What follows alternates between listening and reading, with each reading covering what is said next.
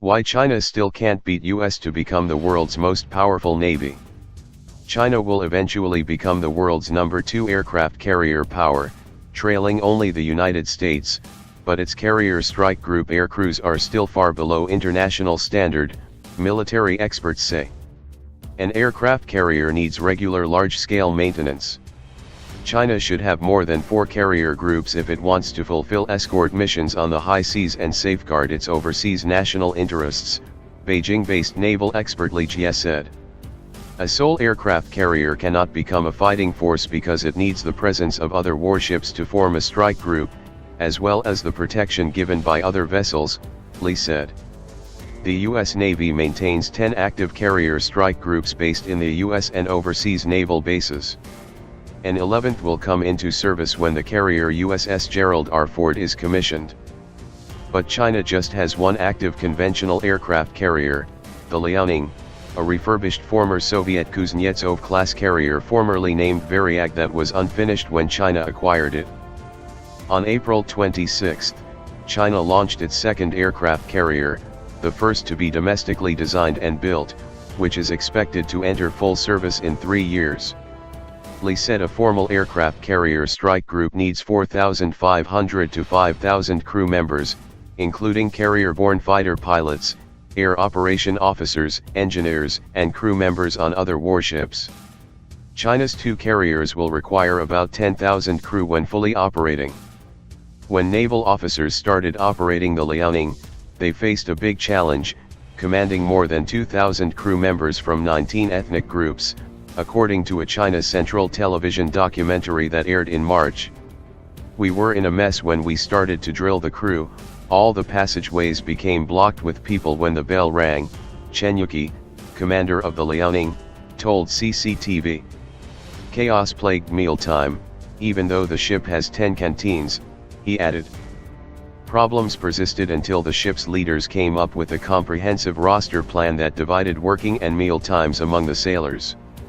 Compared with their U.S. counterparts, who represent 10 active aircraft carrier strike groups and an organization with more than 100 years experience, Chinese crews are just kindergarten students, Li said.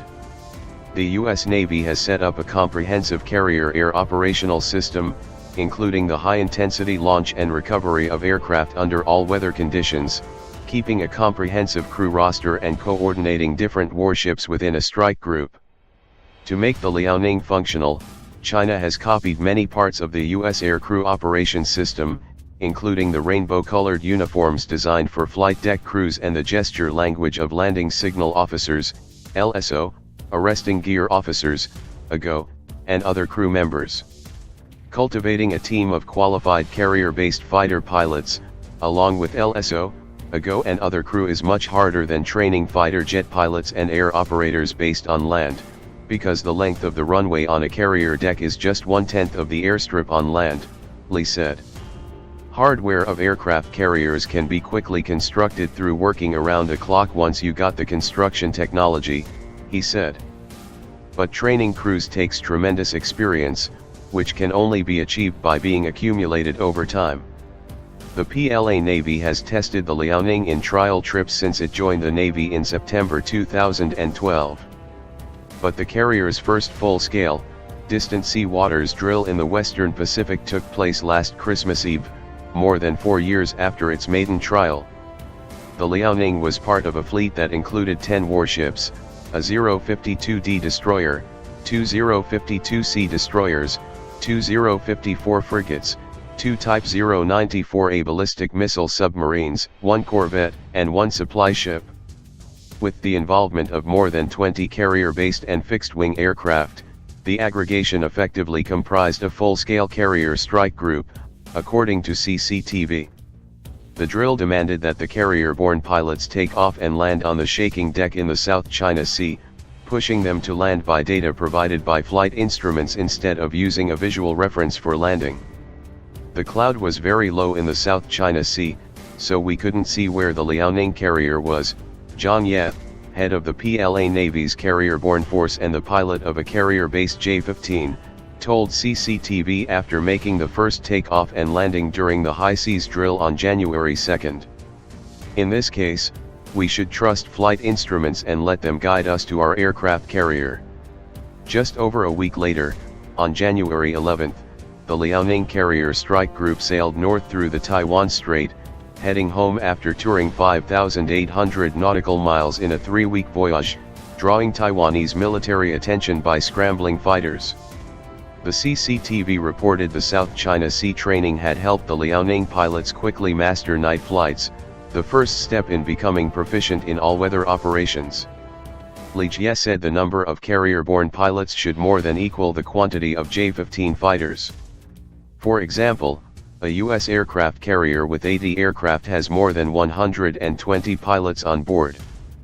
But China so far just has 37 carrier-borne pilots in total, which is only enough to serve the 24 J-15 fighter squadron on the Liaoning.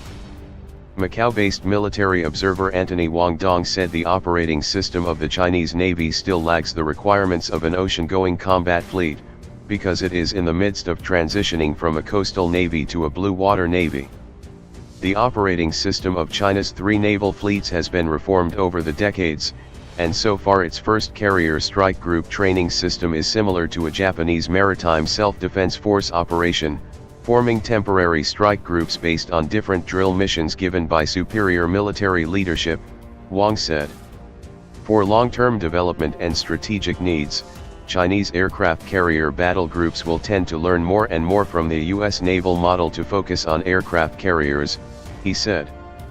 Wang said the Chinese Navy will establish more fixed and standing battle groups in the future to enable crews to expand their understanding of tactics. It's still a long way to go for Chinese carrier strike group crews to catch up their U.S. counterparts, he added.